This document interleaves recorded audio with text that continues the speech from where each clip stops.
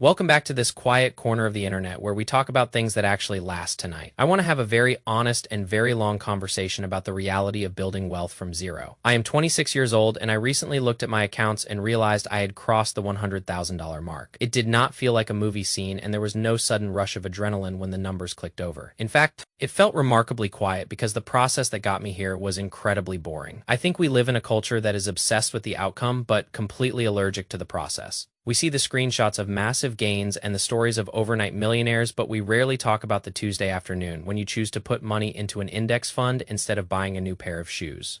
I want to walk you through my exact paycheck breakdown because transparency is the only way to demount the myth of the secret formula. For the sake of our discussion, we are going to use $2,500 as the base for a single paycheck. This is a real number for me, and it represents the starting point of my defense.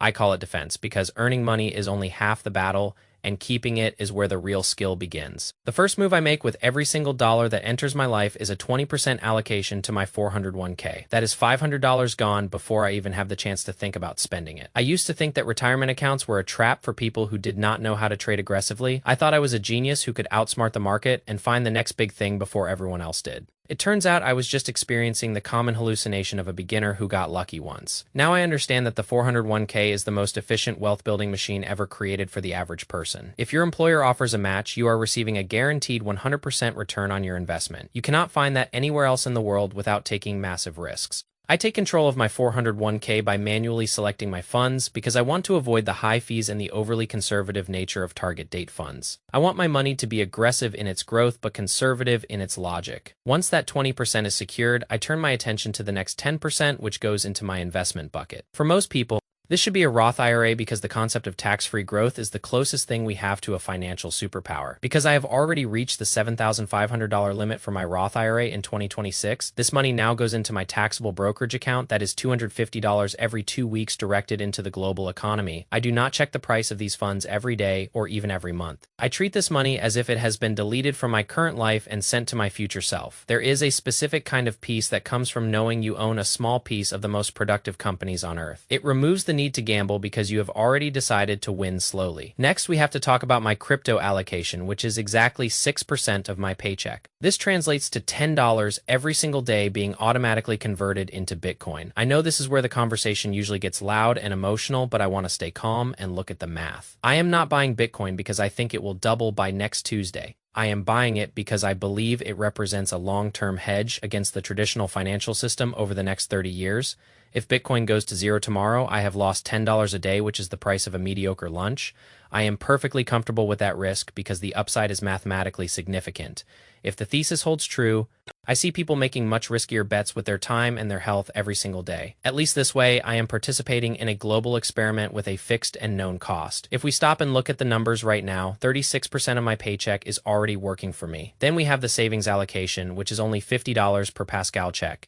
I can already hear the confusion because $50 sounds like nothing for someone trying to be financially responsible. But this is where context matters more than raw percentages. I spent the first few years of my career being an absolute fanatic about saving cash. I was so afraid of the world that I sat on a mountain of cash while the market grew without me. Eventually, I realized that cash is a melting ice cube and I needed to put it to work. Today, I have $20,000 in a high-yield savings account, which covers my expenses for over a year. Since my floor is secure, I no longer need to hoard cash. I would rather have my money buying assets than sitting in a digital vault losing value to inflation. If you do not have an emergency fund yet, please ignore my $50 rule and make that your only priority until you can sleep through a recession. Now we are left with the remaining 62% of the paycheck to handle the reality of living. My fixed costs are designed to be as invisible as possible. I pay $1,400 for rent in Phoenix and $350 for my car payment. I have a few small subscriptions like ChatGPT for my work and Spotify and YouTube Premium because I value my focus. I believe that ads are a tax on your attention, and I would rather pay the subscription than have my thoughts interrupted by a commercial.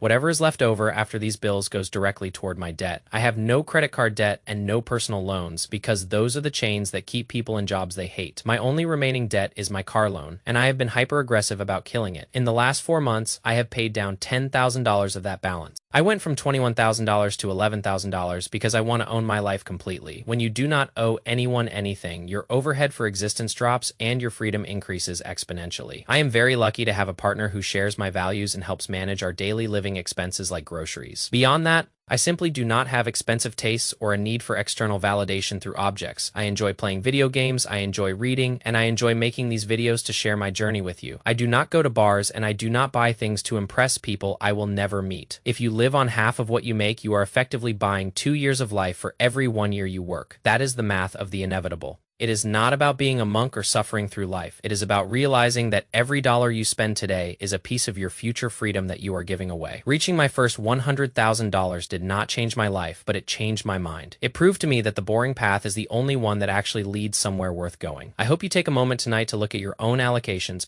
Ask yourself if your money is following your values or if it is just leaking out into the void. You do not need to be a genius, and you do not need to be lucky. You just need to be more disciplined than the person you were yesterday. Thank you for listening to this long breakdown and for being part of this community. We are all just trying to figure out how to spend our time well. I will be here to share the next step of the journey whenever it happens. I wish you a very peaceful night and a very focused morning. I will see you in the next one. Peace. The path to wealth is often described as a mountain climb, but I think it is more like planting a forest. You spend the first few years just making sure the seeds do not die and nothing seems to be happening. The neighbors might have faster growing weeds that look more impressive for a season, but if you keep watering the oak trees, eventually you have something that cannot be knocked down by a storm. That is how I view my index funds and my retirement accounts. They are the oak trees of my financial life. I am willing to wait 20 years to sit in their shade. I want you to think about what you are planting today. Are you planting something that will be gone by next summer, or are you building a legacy? The first 100,000 is the hardest because you are fighting against your own desires to spend. Once you cross that line, the math starts to do the heavy lifting for you. It is a beautiful thing to watch your money earn more in a day than you did in a week. But you have to earn the right to see that happen by being consistent. Now, I am grateful for every one of you who watches these videos because it keeps me accountable too. We are building this together, one paycheck at a time. Remember that wealth is what you do not see. It is the cars not bought and the clothes not ordered and the ego kept in check. Stay focused on the math and the rest will take care of itself.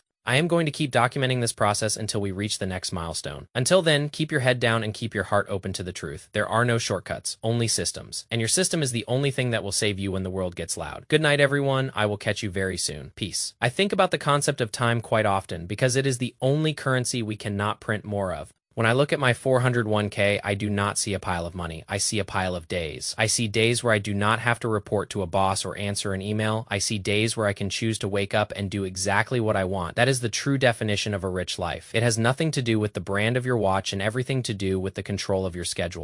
If you are starting today with zero, do not feel discouraged by the size of the mountain. The math works for everyone regardless of where you start. Compound interest does not care about your background or your education. It only cares about how much time you give it to work its magic. Start with $5 or $50 or $500. Just start and do not stop. The person you will be in 10 years will thank you for the boredom you endured today. I promise you that the view from the top is much better when you know you earned every step. Let us keep moving forward. Peace.